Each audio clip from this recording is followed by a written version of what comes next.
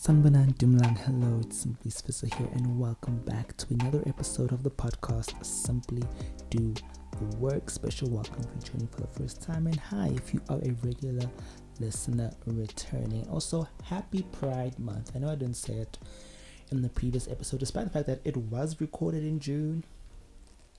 It's just that for me personally, honestly, I sometimes literally forget that Pride Month is a thing.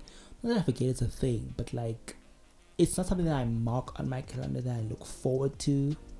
And we'll get a little bit more into that in today's episode. So before we dive into that, let's just get some admin out of the way. If you're not subscribed to the podcast, please do subscribe, share, follow, depending on which service you're using, do the right things. And also, I also have a YouTube channel, so check it out. I have new videos coming out as regularly and as often as possible. And yeah, feel free to reach out to me on social media at Simply Svisser on all platforms, but Instagram is where you're most likely to catch me. But if I'm being honest, I'm currently having a weird love-hate relationship with social media. So if you catch me, you catch me. If you don't, if I reply days later to your DM, it's really not you. It's just me, and I have my notifications turned off for most apps. But that's neither here nor there. Let us get right into the discussion for today's podcast, which is, I'm sure you can tell by the title, The Problem with Pride. So in 2021, Pride is bigger than ever, and while it's great to see so many people supporting the community, I have to be wary of the support. I can't help but see so many issues from so many members of the community and so-called allies. And I'm using allies in air quotes. And the first issue I do have is just the performative fake allyship. So I think I did mention in the previous episode that, my friends and I are working on campus to establish an LGBTQ plus group and, association to do some real meaningful work on campus. But since Pride Month started, so many people and organizations are suddenly reaching out to us and wanting to help us. They want us to show up in videos. One of my friends, Chris, they posted on their social media that visibility without protection is very dangerous, because that is literally one of my main concerns. It's okay, cool, we do these videos with y'all, and now the entire campus is gonna know my business, and it's not even a thing of being ashamed or still being in the closet, though there's nothing necessarily wrong with being in the closet depending on your situation or that, but it's just a thing of it's just being put on all these social media platforms, literally having a target placed on your back without any real protection, because SMU does not have any real policies in place that will protect LGBT students from discrimination. And even it's just the general feel on campus is very homophobic, and so it's kind of they want to pull us into these videos. And it's also I remember one of the things I asked him is what is expected from us in these videos, because if y'all gonna want me to stand there and just talk about how great my life is and how I'm able to I don't know, just lie, no, if I can come to the video and say, yo, this campus needs to do better, the people are not being held accountable for the microaggressions and even the violence that they are inflicting on others, different story. But they never got back to me, and so as far as I know, I am not taking part in any such videos. Sorry, not sorry. Because also another thing is, I don't want to just be that token gay used for Pride Month just so they can flash and say, hey, look, we did this for Pride Month, and not do any effective real change. When I was younger, I did find myself in many situations where I was the token black person, I think, because I think being a child also, I didn't realize what was happening. I was just oh, I'm just glad to be here. But looking back, I'm y'all ain't slick, but we move. I digress. And I think this also ties into the second issue I have, which is the issue of rainbow washing, the capitalization of pride, and the exploitation of queer talent. So what rainbow washing is, it's basically what it's basically these large organizations and corporations slapping rainbows onto their logos, or suddenly making the offices really colorful, and making it look and appear as if they are a queer friendly space or queer friendly company, or as if they're supporting these organizations. Some will talk about, they'll talk very vaguely about the support that they have for the community, but if you actually look a little bit further, it's like, this is clearly just a performance. Because also I was reading an article on Forbes talking about the pink dollar, which refers to the buying power of the LGBTQ plus community, and is reported to be worth billions of dollars.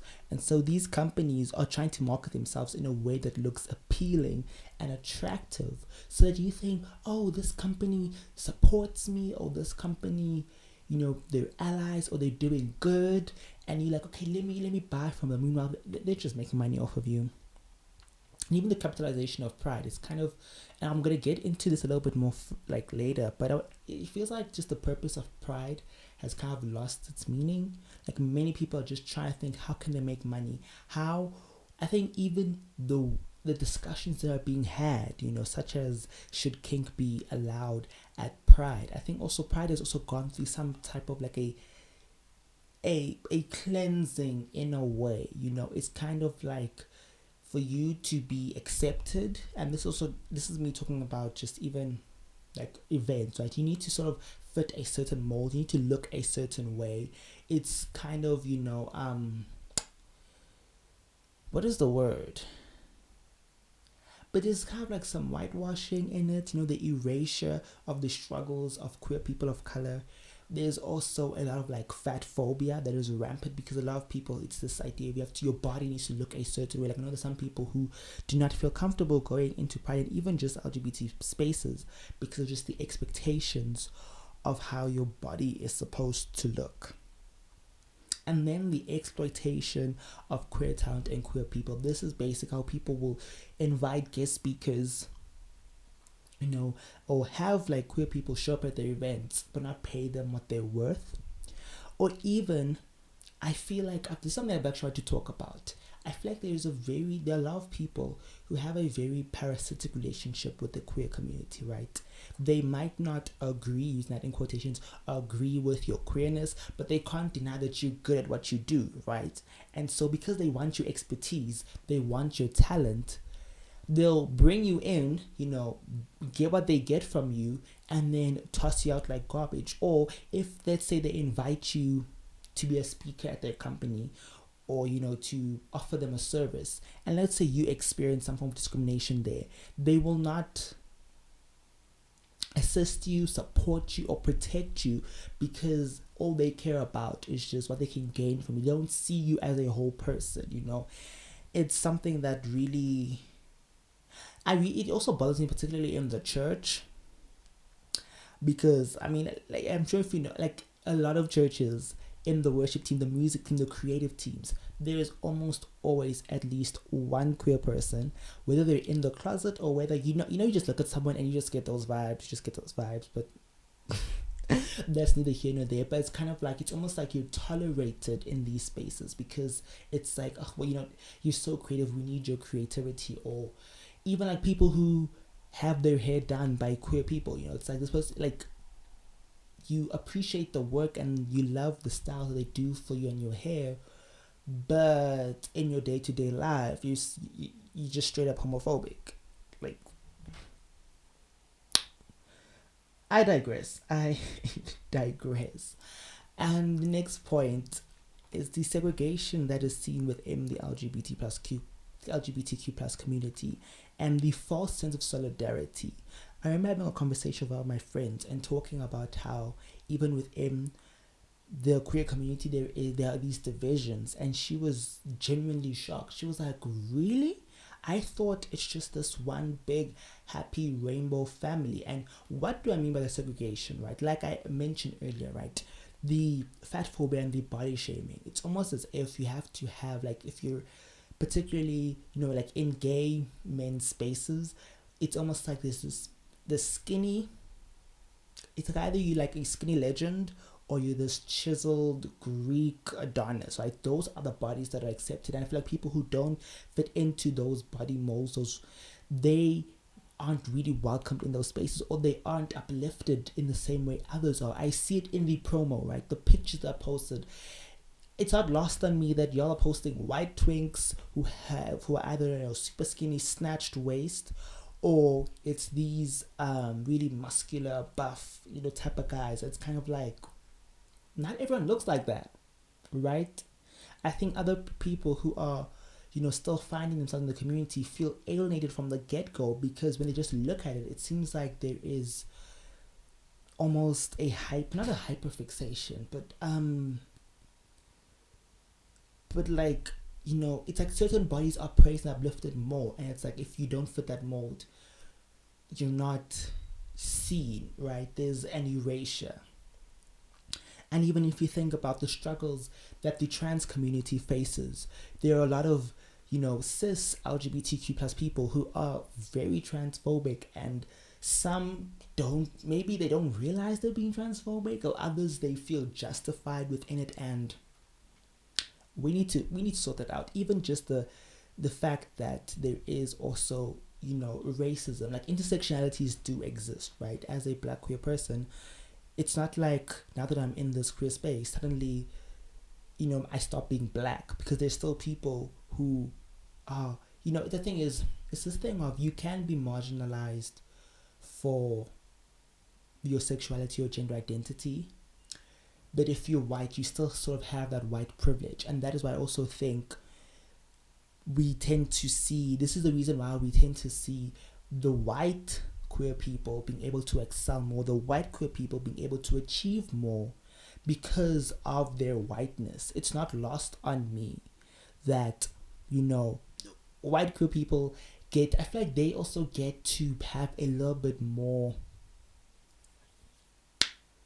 they're allowed to be complex individuals. I feel like they still have some individuality, whereas if you are a Black queer person, there's already, just because you're Black, already there's, the issues of how your individuality is stripped from you and all your actions things reflecting the group. And now if you add queerness on top of that, now you're seen as a representative of the entire Black queer community, and it's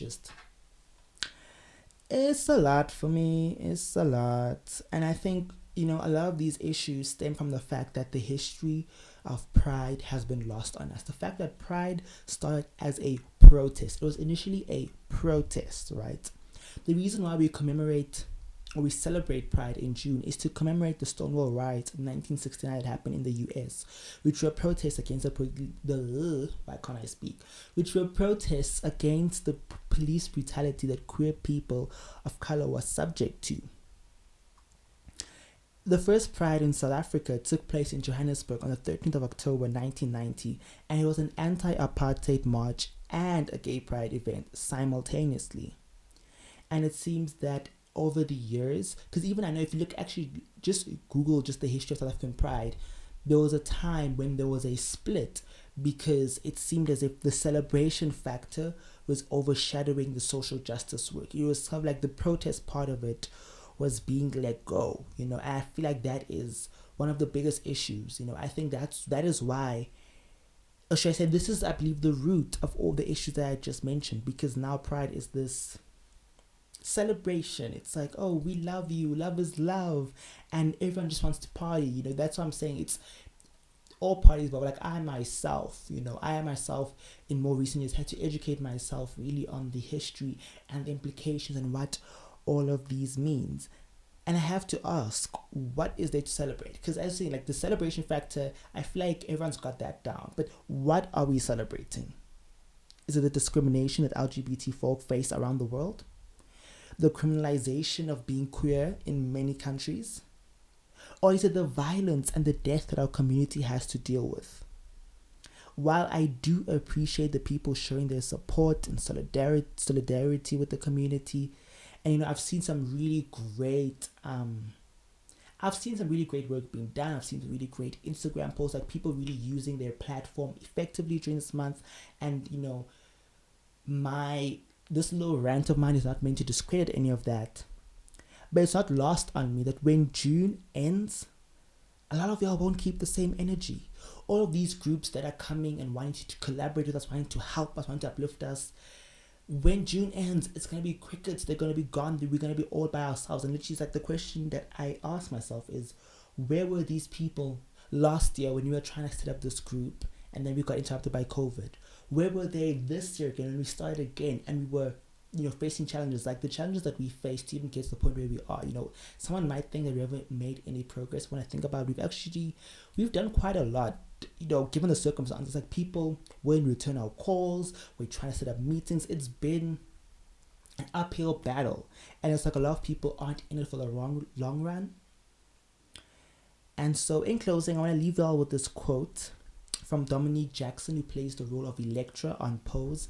Side note, totally, and I still need to watch season 3 of Pose, but I've heard like mixed reviews on it, but that's neither here nor there. But okay, she once said, "You will not tell me that you accept me.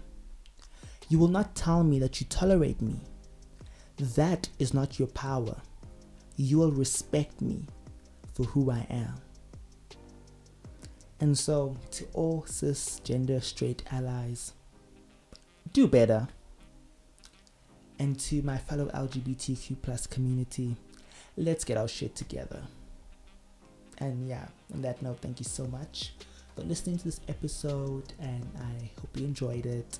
Share it if you did, or if it was meaningful to you. And yeah, can't wait to see you perhaps on my YouTube channel or hear from me in the next podcast episode. I almost said video, podcast episode. I love you guys so much.